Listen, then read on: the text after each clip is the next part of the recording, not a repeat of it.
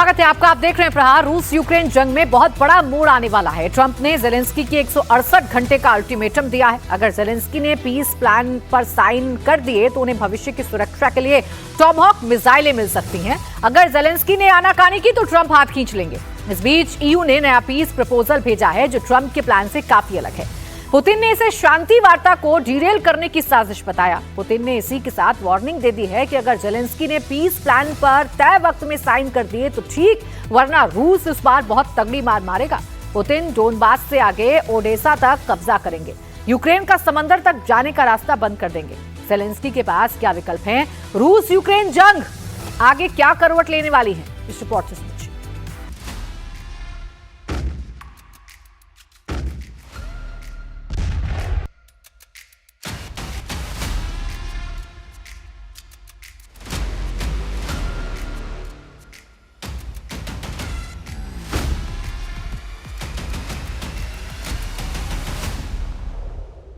सात दिन 168 घंटे 10,080 मिनट में जेलेंस्की को बहुत बड़ा फैसला करना है।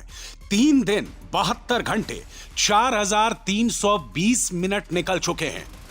अब जेलेंस्की के पास 4 दिन 96 घंटे और 5,760 मिनट का टाइम बचा है।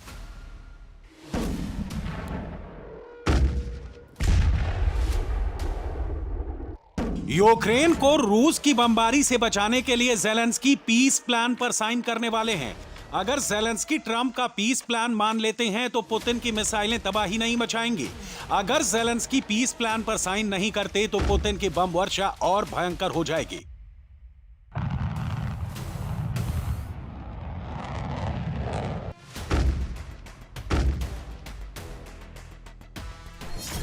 रूस यूक्रेन युद्ध रुकवाने के लिए ट्रंप का पीस प्लान 20 तारीख को पेश किया गया। 27 नवंबर को इसकी डेडलाइन है। अब जेलेंस्की को इस पर फाइनल डिसीजन लेना है।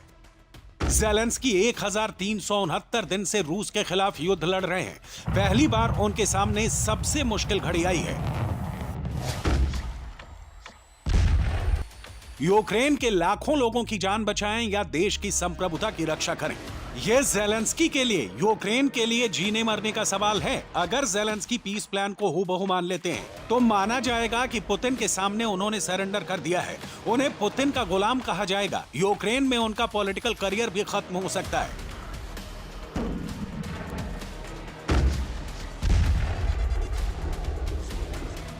अगर पीस प्लान नहीं मानते हैं तो फिर ट्रंप उन्हें युद्ध लड़ने के लिए हथियार नहीं देंगे। अमेरिका उन्हें सर्विलांस सुविधा नहीं देगा, उन्हें सैटेलाइट इमेज नहीं देगा। अमेरिका की मदद के बगैर जेलेंस्की रूस जैसे ताकतवर मुल्क के खिलाफ युद्ध नहीं लड़ पाएंगे। ट्रंप ने उन्हें वार्निंग भी दे दी है, पीस प्लान मानो या फिर अपने दिल से युद्ध लड़ो। अमेरिका से फूटी कौड़ी नहीं मिलेगी। I would like to get the peace. It should have happened a long time ago. The Ukraine war with Russia should have never happened. If I were president, it never would have happened. We're trying to get it ended.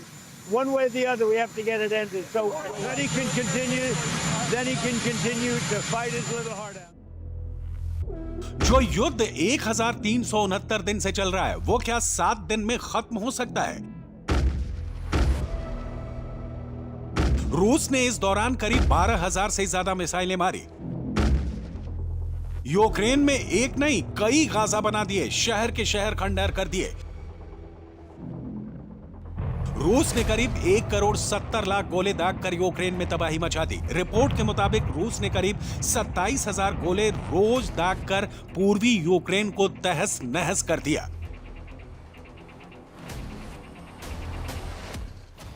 युद्ध में रूस ने daily करीब 5,000 glide bomb दागे, जिन्होंने हजारों मकानों और फैक्ट्रियों को भस्म कर दिया।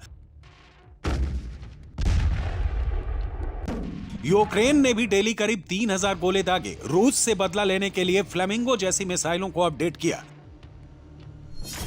युद्ध से पहले यूक्रेन पर कर्ज 98 अरब डॉलर था। युद्ध के बाद कर्ज बढ़कर 181 अरब डॉलर हो गया है। मतलब रूस से लड़ने के लिए जेलेंस्की ने 83 अरब डॉलर का कर्ज लिया। इसमें 74% कर्ज अमेरिका और ईयू देशों का है। अब ट्रंप कह रहे हैं कि 7 दिन में पीस प्लान पर साइन कर दो, वरना फूटी कौड़ी नहीं मिलेगी। अगर इस पीस प्लान को रिजेक्ट किया तो भविष्य में और दुर्गति होगी। इससे भी बुरा समझौता करना पड़ेगा। ट्रंप ने जेलेंस्की को इस्तेमाल कर कचरे की तरह युद्ध के मैदान से बाहर फेंक दिया है। उनके ईयू पार्टनर जो जेलेंस्की को चने की झाड़ पर चढ़ाए हुए थे और रूस को हराने का दिवा स्वप्न दिखा रहे थे, वो भी अब दूर खड़े होकर ताली बजा रहे हैं। अब इन पार्टनर्स ने नया पांसा फेंका है पीस प्लान में कुछ बदलाव कराने का, ताकि जेलेंस्की को भी सम्मान पूर्वक बच निकलने का रास्ता मिल जाए। मगर सच्चाई यही है कि ट्रंप जो चाहेंगे वही होगा। ईयू पार्टनर भी जेलेंस्की की ज्यादा मदद नहीं कर पाएंगे। ट्रंप ने जेलेंस्की की हालत न घर के न घाट के वाली कर दी है। आने वाले दिनों में युद्ध समाप्त करने के लिए आवश्यक कदमों पर साझेदारी के साथ विचार विमर्श किया जाएगा। मैंने यूक्रेन प्रतिनिधिमंडल की संरचना के एक आदेश पर हस्ताक्षर किए हैं और सभी प्रासंगिक निर्देशों को मंजूरी दे दी है। हमारे प्रतिनिधि जानते हैं कि यूक्रेन के राष्ट्रीय हितों की रक्षा कैसे की जाए और रूस को यूक्रेन पर तीसरा आक्रमण करने से रोकने के लिए क्या आवश्यक है। सबसे बड़ी शर्म की बात यह है कि जब पीस प्लान बना तो जेलेंस्की को पूछा तक नहीं गया। अमेरिका और रूस की सीक्रेट मीटिंग हुई और 28 पॉइंट का पीस प्लान तय हुआ। यह सीक्रेट मीटिंग अक्टूबर में हुई, जिसकी भनक अमेरिकी विदेश मंत्रालय और नेशनल सिक्योरिटी काउंसिल तक को नहीं है। ट्रंप ने इसके लिए आधिकारिक मंजूरी भी नहीं ली। ट्रंप ने पीस प्लान बनाते वक्त ईयू के नेताओं को भी अंधेरे में रखा। जेलेंस्की को सीधे आदेश दे दिया, युद्ध खत्म करना है तो इस पर साइन कर दो। नहीं, बिल्कुल नहीं। हम शांति चाहते हैं। ऐसा होना चाहिए था। ये बहुत पहले ही हो जाना चाहिए था। रूस के साथ यूक्रेन युद्ध कभी नहीं होना चाहिए था। अगर मैं राष्ट्रपति होता तो ये कभी नहीं होता। हम इसे खत्म करने की कोशिश कर रहे हैं। किसी न किसी तरह हमें इसे खत्म करना ही होगा। ट्रंप का पीस प्लान क्या है जो जेलेंस्की के गले की हड्डी बन गया है, जिसे ना वो उगल पा रहे हैं ना निगल पा रहे हैं? यूक्रेन को अपना 20% हिस्सा रूस को सौंपना होगा। पूरा डॉनबास पुतिन के हवाले करना होगा। यूक्रेन को अपनी सेना घटानी होगी। सिर्फ 6 लाख जवान रहेंगे। क्रीमिया रूस का हिस्सा माना जाएगा। ज़पोरिज़िया और खेरसोन में वही फ्रीज लाइन बनेगी जहां अभी रूसी सेनाएं युद्ध के मोर्चे पर डटी हुई हैं। डॉनबास में नो मिलिट्री जोन होगा। यूक्रेनी सेनाओं को यहां से वापस जाना होगा। रूसी सेनाएं भी नहीं रहेंगी। यूक्रेन लंबी दूरी के हथियार न बनाएगा न खरीदेगा। हथियारों का मॉडर्नाइजेशन नहीं करेगा। नाटो में यूक्रेन की एंट्री नहीं होगी। नाटो सेनाएं यूक्रेन में नहीं आएंगी। अमेरिका यूक्रेन को नाटो जैसी सिक्योरिटी देगा। रूस पर लगे प्रतिबंध हट जाएंगे। बदले में यूरोप में जब्त 2000 करोड़ के रूसी प्रॉपर्टी और फंड डिफ्रीज होंगे। इसका कुछ हिस्सा यूक्रेन के विकास में खर्च होगा। अब जेलेंस्की के सामने इधर कुआं उधर खाई वाली स्थिति है। अगर मानते हैं तो यूक्रेन के लोग ही उन्हें गद्दार और कायर ना जाने क्या क्या कहेंगे। अगर नहीं मानते तो पुतिन इतना मारेंगे कि ईयू देश भी नहीं बचा पाएंगे।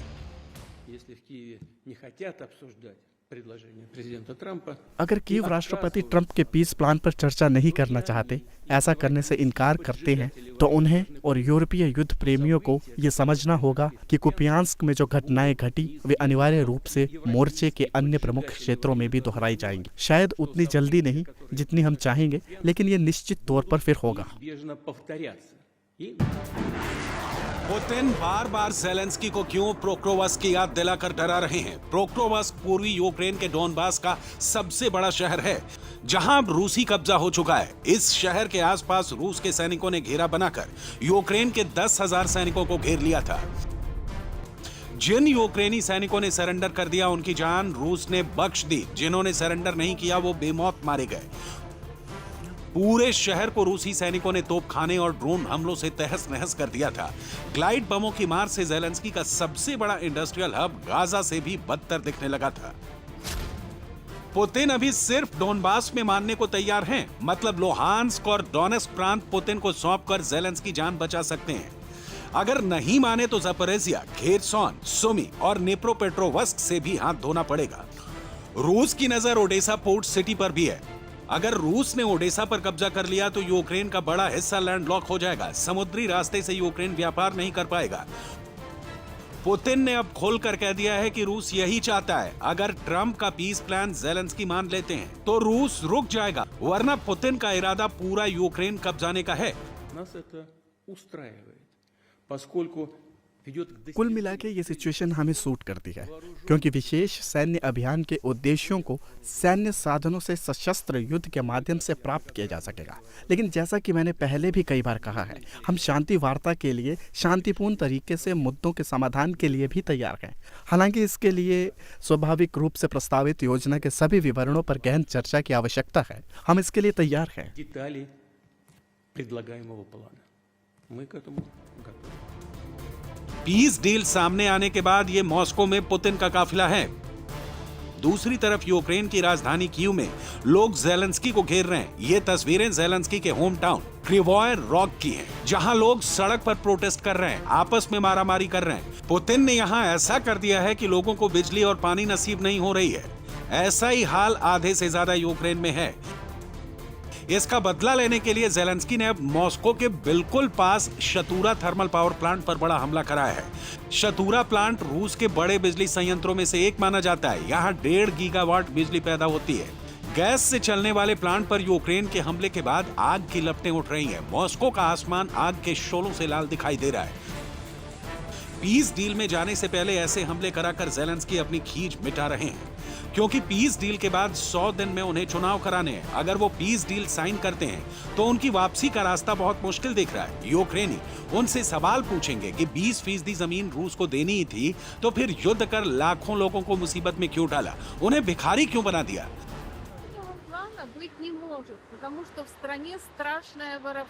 यहाँ कोई पीस प्लान नहीं बन सकता। मेरे देश में चोरी का बोलबाला है। हमारे राष्ट्रपति कई मामलों में लिप्त हैं। हमें लगातार धोखा दिया जा रहा है। पेंशन के कारण हम कंगाल हो गए हैं। 70 साल की उम्र में मुझे रोटी का जुगाड़ करने के लिए काम पर जाना पड़ता है। दूध और किराए का तो कहना ही क्या। मुझे अपने बच्चों और नाती पोतों के लिए बहुत दुख होता है।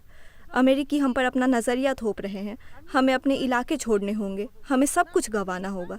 ये क्या योजना है? ये कौन सी योजना है? Мы должны отдать свои территории, мы должны лишиться всего абсолютно. Ну какой план? यूक्रेन के लोगों को अब ना तो ज़ेलेंस्की पर भरोसा रह गया है, ना ही ट्रंप के पीस प्लान से कोई खुश है। ये पीस प्लान तो पुतिन की जीत है, यूक्रेन की ऐसी हार है जिसके जख्म कभी नहीं भरेंगे। उन्हें ये भी आशंका है कि रूस भले ही कुछ साल के लिए थम जाए, लेकिन वो यूक्रेन पर कब्जे के लिए बड़े हमले करने से नहीं चूकेगा। यूक्रेन के लोग पीस प्लान को लेकर गुस्से में हैं। यहाँ इंटरनेशनल क्राइम हुआ है। ये हमारे लिए बहुत दुखद दिन है। ये वो दिन है जब हम उन यूक्रेनियों की स्मृति को नमन करते हैं जिनकी अवैध रूप से हत्या कर दी गई थी। आज हम कैसा महसूस कर रहे हैं? आज यूक्रेनी भारी दबाव में है, अन्यायपूर्ण दबाव में। एक बार फिर हमें ऐसा लग रहा है कि हम अस्तित्व के कगार पे हैं, जहां यूक्रेनी लोग रहेंगे या नहीं रहेंगे। रूस के खिलाफ युद्ध में अब तक यूक्रेन के करीब 1 लाख सैनिक मारे गए हैं।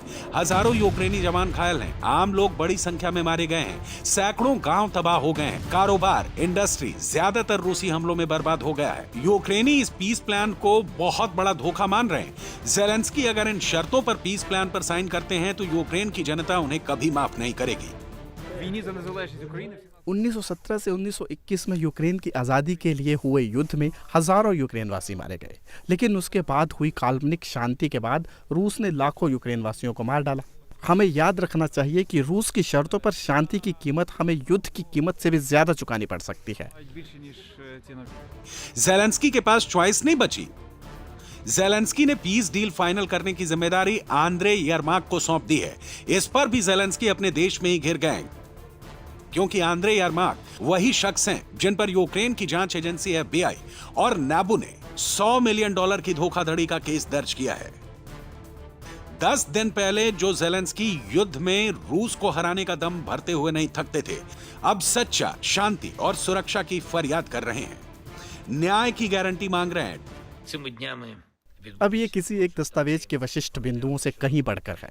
ये सुनिश्चित करना जरूरी है कि यूरोप या दुनिया में कहीं भी ये सिद्धांत लागू ना हो कि लोगों और मानवता, राज्यों और लोगों के खिलाफ अपराधों के लिए कोई इनाम या माफी हो। सच्ची शांति हमेशा सुरक्षा और न्याय की गारंटी पर आधारित होती है।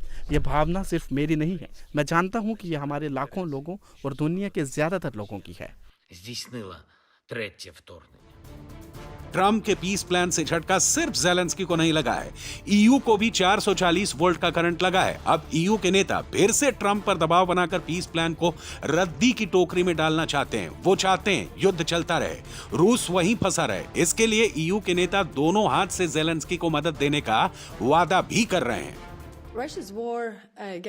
यूक्रेन के खिलाफ रूस का युद्ध यूरोप के अस्तित्व के लिए एक खतरा है। हम सभी चाहते हैं कि युद्ध समाप्त हो, लेकिन ये कैसे समाप्त होता है ये मायने रखता है। रूस की आक्रामकता को पुरस्कृत करने से यूक्रेन, यूरोप या हिंद प्रशांत सुरक्षित नहीं होंगे। रूस को उस देश से किसी भी तरह की रियायत पाने का कोई कानूनी अधिकार नहीं है जिस पर उसने आक्रमण किया है। अंततः किसी भी समझौते की शर्तें यूक्रेन को ही तय करनी चाहिए। यूरोपीय संघ की 2 सूत्री योजना है, यूक्रेन का समर्थन करें और रूस पर दबाव डालें। यूरोपीय संघ यूक्रेन को अपनी रक्षा के लिए रिकॉर्ड स्तर की सैन्य सहायता प्रदान कर रहा है और हम ऐसा करना जारी रखेंगे। फिलहाल गेंद ज़ेलेंस्की के पाले में है, ट्रंप अटैकिंग मोड में है। ऐसे में रेफरी ट्रंप का फैसला आखिरी होगा। ऐसा नहीं हुआ तो दुनिया परमाणु युद्ध की तरफ जा सकती है।